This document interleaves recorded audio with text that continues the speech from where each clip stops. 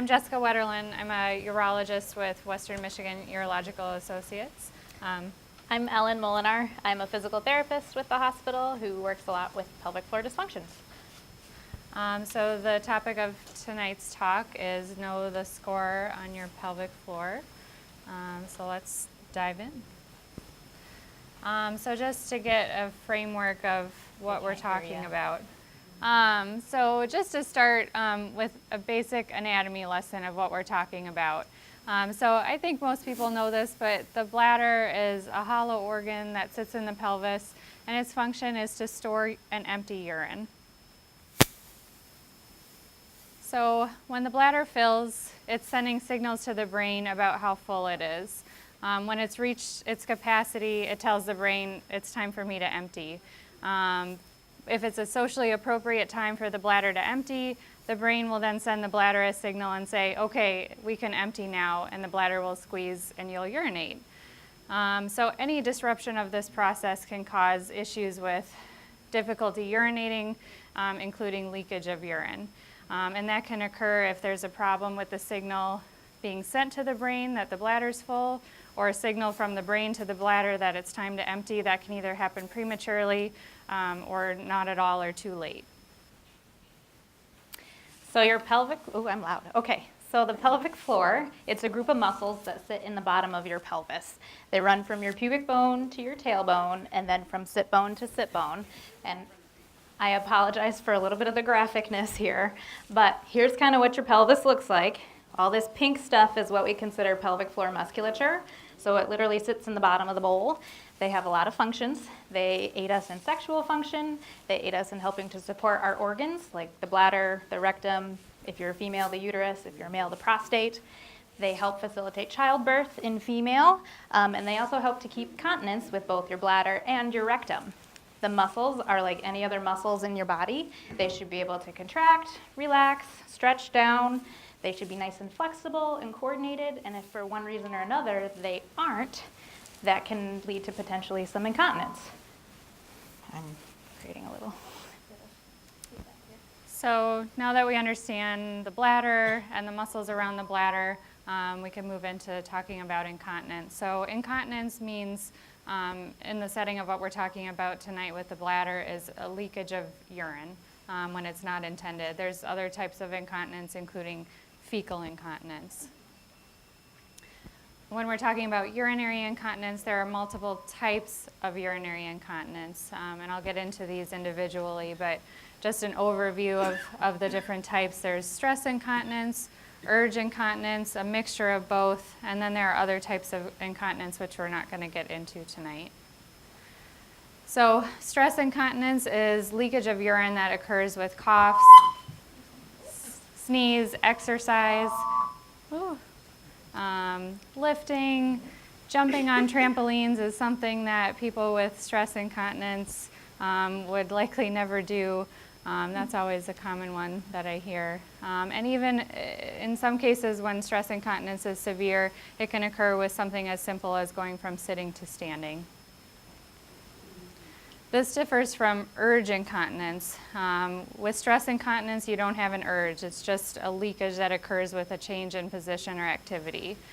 With urge incontinence, it is associated with a strong urge to urinate, and you just can't get there in time, so you leak urine before you're sitting on the toilet or in a restroom. Incontinence is not the same thing as overactive bladder. There's tons of commercials on TV all the time about overactive bladder, and overactive bladder does not mean incontinence. It certainly can cause incontinence, but it's not one and the same. Overactive bladder is when you experience a strong urge to urinate that is more frequent than what would be normal, or occurs before the bladder reaches its full capacity. But not all overactive bladders will end up with incontinence. So that's what incontinence is. Incontinence is not normal. I was just talking to my staff that I would say 80% of the people that I see with incontinence issues say, I just figured it was normal. It is not. It's also not rare. Up to 50% of women have some sort of incontinence issues, and 30% of men. So it's happening to a lot of people. A common problem with both diagnosing and then also treating incontinence is, it's so underreported because people don't want to talk about it. It's embarrassing, so it just doesn't get brought up. It's also not something that only happens to women. Men can have incontinence too, and I'm happy to see some men here tonight. And it's definitely not untreatable. It's not something that you have to live with. With treatment options, we don't always get you to 100% dry, but at least, most times it can be improved to some extent. So I just mentioned this, but incontinence affects men and women. 50% of men, or 50% of women, 30% of men, and again, it's underreported because people don't want to talk about it. There are a lot of causes for incontinence. These are some common ones. Anything neurologic can cause incontinence. Something as simple as just low back pain can affect the nerves that control the bladder. The nerves that control the bladder come out of the low back. If there's any disruption or irritation of those nerves, sometimes that can cause problems with the bladder, whether that's just from chronic back pain or if you've had a surgery before. All of that can have an effect on the bladder. Other more serious neurological conditions like having had a prior stroke, Parkinson's disease, or multiple sclerosis can certainly have an effect on the bladder. Diabetes can cause issues with incontinence. Diabetes affects the nerves to the bladder. Just like with diabetes, a common sign of advancing diabetes is neuropathy or loss of feeling or function of the legs and hands. And the same thing is happening to those small nerves that control the bladder. Dementia can be related to incontinence, not so much because of the nerve issues, but because of those connections of the brain to the bladder. Chronic cough can be associated with more severe issues with stress incontinence. So long-term smokers, people with COPD or emphysema, putting that pressure on those muscles that should keep you dry over a lifetime can cause weakness of those muscles and then can lead to leakage. There are certain medications that can affect the bladder. Constipation is a really common problem and a really common cause of incontinence in people of all ages. When I see kids with issues with incontinence, the second thing I ask is, how are your bowels moving? And it's almost always not well. And then also if there are issues with mobility, just getting to the bathroom. Of course, if you can't get there in time and you have that strong urge, then that can result in leakage.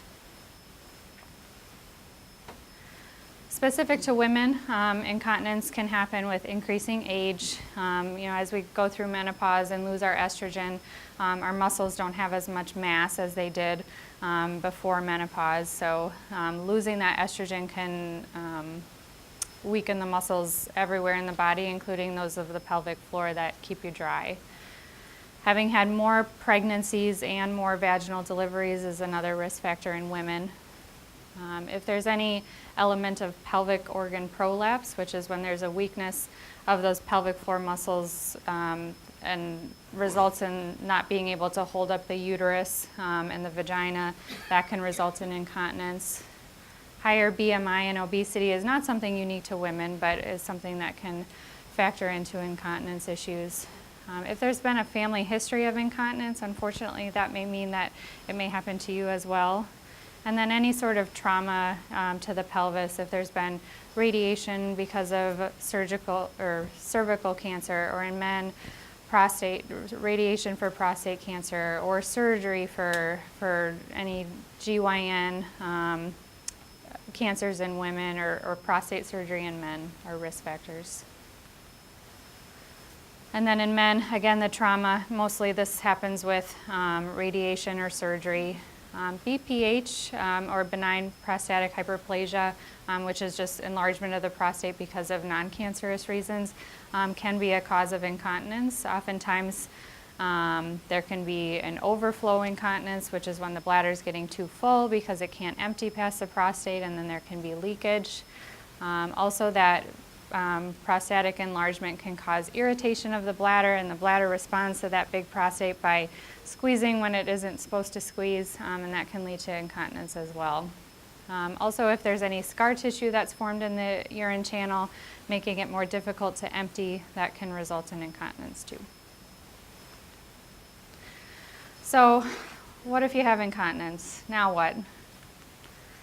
The first question to ask is it bothering you? You know, if it's something that's been going on for years and years and you live with it and you don't think about it anymore, then, you know, why go through something radical to treat it? If it's just a drop or two of urine every time you sneeze, and that happens, you know, every 4 days, is it something that you want to treat? Maybe not. But that's often not the case. So, if you have incontinence, if it's bothering you, then you can see a professional about it. What would happen if during a visit for incontinence is first we would just talk about it. When does it happen? How much? How much is it bothering you? How many pads are you going through? Does it happen in the day or night? And you know, kind of a history of what we've gone through before. Have you had surgery? Have you had issues with infections? Are you a smoker? Kind of, you know, learning everything about you. Then we do an exam, check the muscles around the bladder, look for urine leakage. Of course, we want to make sure that there's not an infection which is causing urine leakage, which that can certainly occur. One very helpful tool that we have is called a bladder diary, which seems kind of silly, but oftentimes people don't realize what's actually going on with their bladder. And by doing a bladder diary, you can learn a lot about drinking habits, urinary habits, leakage. A bladder diary is kind of what it sounds. What I generally recommend, and Ellen, let me know if yours differs, but I usually recommend 48 hours of everything you can tell me about what's going in and what's coming out. What are you eating? What are you drinking? How much? When are you going to the bathroom? Are you leaking in between? Are you having bowel movements? And even sometimes just filling that out, we can learn a lot. You know, if you're drinking 6 liters of fluid every day and you're urinating 5 liters, you know, that's a lot of intake and a lot of output. So a lot of people are really surprised by what they learn on their bladder diary. And then sometimes there can be more invasive tests that we can do, such as looking inside the bladder and the urine channel with a scope.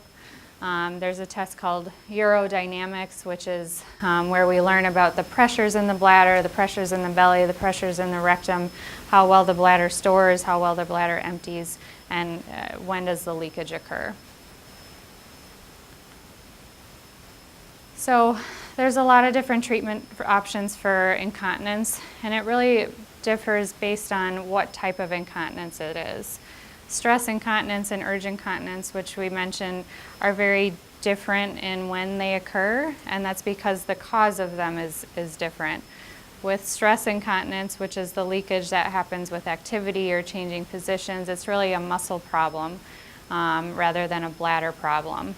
So to treat stress incontinence, we have to treat the muscles. As opposed to with urge incontinence, it can be from the muscles, it can be from the nerves, it can be from the signals going to and from the brain and the bladder. So the options for treatment of different types of incontinence differ. So we're really going to focus on non-surgical options for incontinence tonight. There are surgical options for both stress incontinence and urge incontinence, but that's not what we're going to focus on tonight. So non-surgical treatment options for incontinence, this is just an overview, and then we'll get into each of these individually, but behavioral therapy, which consists of retraining the bladder, changing the diet, changing urinary patterns, physical therapy, of course. And then we have medications. I'm not going to get into those tonight. In women, for certain types of incontinence, there are vaginal inserts that we can use. In men, sometimes we can pinch off the flow of urine so that there isn't leakage with a penile clamp. And then there are hormonal treatments. And just to be thorough, surgical treatment options for incontinence. We can put Botox in the bladder. We can retrain the nerves to the bladder with a nerve stimulation. We can put slings in. We can put artificial urinary sphincters in, or use agents to bulk up the musculature or where the musculature should be around the urine channel or urethra. So we're going to start by talking about behavioral therapy. So how often should you empty your bladder? Does anybody have any ideas? Shout them out. Whenever it's full. Whenever it's full, okay. Option 1. Anybody else? No? Every 3 hours? Yeah? So typically, whenever you have to go, typically every 3 to 4 hours during the daytime, you should be emptying your bladder, and then once at night. I believe, and tell me if I'm wrong, but I think over 75 twice a night is okay too. Over 75 years old. It might be twice a night is appropriate as well to get up and use the restroom. So, sorry, my mic's a little funky. Your goal is to gain some control of your bladder. So how do you do that? First things first, you're here tonight. You're learning about what normal bladder habits are, learning about the anatomy, creating idea of what these muscles do and how can we use them better. Realizing that every urge is not a command to go to the bathroom. So if you just voided your bladder 15 minutes ago, you should not have to use the bathroom 15 minutes from right now. You should be able to hold it and kind of have a longer interval between using the restroom. It can be normal to not totally empty your bladder. There's always a little bit of urine left in your bladder when you empty. So there's a residual volume left in there, and that's normal. You can try some timed toileting. So what that is that you're going to the bathroom on a schedule with or without an urge to go. So on one scheme, if you're only going to the bathroom once or twice a day, that's not enough. So if you can go every 2 to 3 hours, so say you go to the bathroom at 10 o'clock, at noon, regardless of if you have an urge to go, you're emptying so that your bladder is creating better habits and normal capacity. On the other end, if you're going to the bathroom every half an hour, every 45 minutes, every hour, you're living near your restroom, right? And that's not really fun either. So you're going to want to try and slowly, in short intervals, try to create a little bit longer. So maybe if you void every hour, try to make it every hour and 15 minutes. And then you slowly increase that till you get to that 2 to 3 hour interval. Now it might be hard because that extra 15 minutes, you might really have an urge to go and you can't make it to the bathroom. You can try things such as urge deference techniques. So sit down, that's going to be your best friend. That shortens your pelvic floor a little bit and hopefully gives you a little bit better control. You can try something called a Kegel or a Kegel, however you want to say it. Basically, that's a contraction of those pelvic floor muscles. It's almost as if you're pretending you're stopping your flow of urine or preventing yourself from passing gas. If you squeeze that muscle, then you're telling your bladder it's time to store. It's not time to empty because those muscles naturally relax when we void our bladder. You can think of something else. Distract yourself. Get your brain off of how badly you need to use the restroom. Give yourself a little pep talk. I know it sounds silly, but say, hey, bladder, I'm in charge, not the other way around. We're going to hold it for that extra 15 minutes until you can get to that next interval. And with repetition and time, your bladder will listen. It's a little puppy. You can kind of train it if you work at it and you're consistent with it. Take a peek at what you're drinking or you're eating in your diet. Are you drinking enough water? Are you not drinking enough water? Or too much water? Are you drinking too much water? So your fluid should be around 2 liters a day total, correct? You're going to want to watch your bladder irritants. Coffee, including even decaf coffee, can be an irritation to the bladder. Soda, tea, fruit juices, citrusy fruit juices, spicy foods, anything with artificial sweeteners or sugars in it.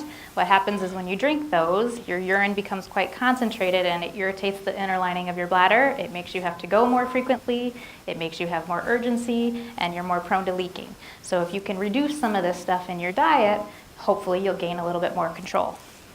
We put this picture up here because a lot of people say sparkling water, well, it's water. No, it's not.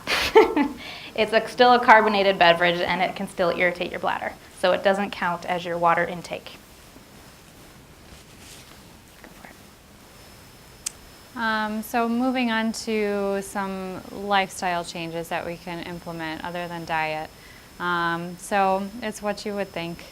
Weight loss, exercise, not smoking, and treating constipation and also depression. So obesity is defined as a BMI of over 25. And so I can't spit it out off the top of my head what that is in height and inches, but you know, you can go home and Google a BMI calculator and see what you are.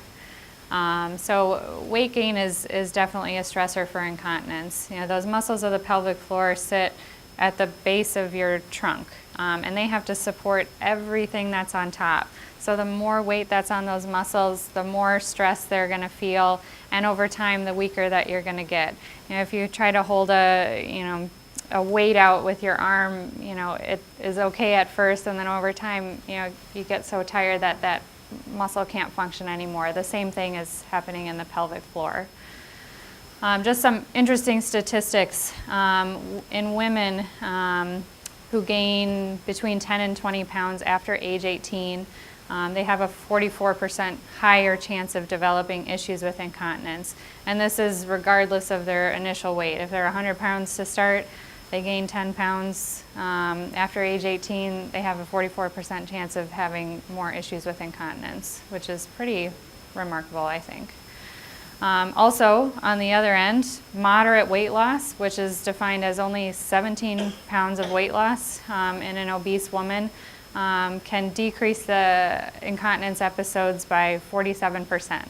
So that's a lot. Exercise is good for everything. It's good for your bladder too. It's good for the muscles of the pelvic floor. You don't have to be like these guys on the treadmill, but even just walking can help with incontinence. Even if walking is difficult for you, if you have a membership to Evergreen Commons, even getting on a new step, getting your muscles around your pelvis working throughout your day, should help as well. Not smoking is good for everything too. We talked about coughing and how that repeated stress on the muscles really everywhere in the abdominal muscles, which are, you know, and also in the muscles of the pelvic floor, that ongoing repeated stress to both of those muscles are potentially going to lead to issues with incontinence. So if we can stop smoking and stop the issues with recurrent cough, that can help incontinence. And also nicotine is a huge irritant to the bladder. So those toxins are being filtered and being passed through the bladder and can cause more issues with irritation that way too. Anyone who's seen me knows that I love Miralax. Treating constipation is so important. There's only so much space in the pelvis. If the rectum is full of stool, the bladder is going to feel like it's full probably before it's at its normal capacity.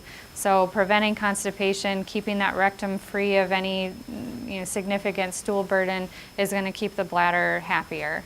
So Miralax, fruits and veggies, coffee, whatever it is for you to treat constipation is going to be helpful. Also, treating depression. And with depression, it's hard to know which came first. If you're constantly wet and it's keeping you at home and keeping you from, engaging in social situations, and if the incontinence is running your life and it's causing depression, or is depression the cause of incontinence? I don't know. I don't think it is known. But people with incontinence are 3 times more likely to suffer from depression. So, whether we need to treat the depression first or treat the incontinence first, I'm not sure. But, probably a good idea to treat both. Pelvic PT, what is it? We kind of hinted at it a little bit today, but typically how you would go to the urologist's office, we'd take a full history. What are your concerns? What is your bowel, bladder, and sexual history? If you're a female, have you had children? Were they vaginal? Were they C-section? If you've had any other surgical history in your abdomen or your pelvis or even your back, we are going to want to know that. What is your lifestyle like? Are you active? What are you drinking? What is your bowel habits? All about keeping your bowels moving. That's a good thing. We'll take a look at what your strength is like, whether that's in your abdomen, in your hips, and then with your permission, do an internal exam to take a peek at what your muscles can do. Like I said, these muscles have to be able to contract and be nice and strong, relax, stretch down. They stretch down for us when we pass gas or have a bowel movement. So we'd want to see what your coordination is like in this muscle group. And then we develop a plan and go from there. So oftentimes we'll hear this quite a bit. I don't need PT, I do my Kegels all the time. I usually say, okay, let's see. And then we'll do an exam, and half the time they're not coordinated. So your pelvic floor is a bowl, right? A lot of times if you Kegel and you feel it only around your anus, you're not squeezing in the front part, and guess where your bladder sits? So they might be a little bit uncoordinated with your pelvic floor contraction or your Kegel. You might be holding too much tension in that muscle. Instead of, you shouldn't be doing Kegels, you should be doing relaxation or some potential manual work with us to relax the muscle group. So it might not be that you're doing it correctly when you're doing your Kegels. Or it might be you doing a super strong Kegel, but yet your abdomen is weak, or your hips are weak, or you're not moving enough throughout your day to help keep you continent. So we would divvy that out and kind of figure out a good treatment plan to help you out. So pelvic PT is so much more than Kegels. If we haven't hit it home yet, the abdomen is super important to helping keep you continent, and posture as well. If you're slouched over all the time, that shortens your belly and that shortens your pelvic floor, and then you can't work super great with your pelvic floor. Your whole torso is like a canister. It's a pressure system. If you kind of take a peek here, you've got your diaphragm at the top, your pelvic floor at the bottom, and all around the outsides are your tummy muscles keeping things together. If they weaken or if they're shortened with poor posture, that's going to change how your pelvic floor is able to work. So we kind of take a peek at all of this and make sure everything's working properly so that we can hopefully help keep you dry.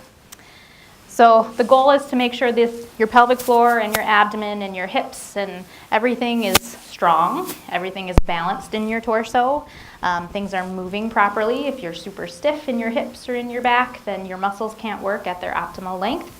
And so we want to make sure things are moving well. Increasing the strength, the power, speed, and responsiveness of your pelvic floor muscles to make sure you're coordinated.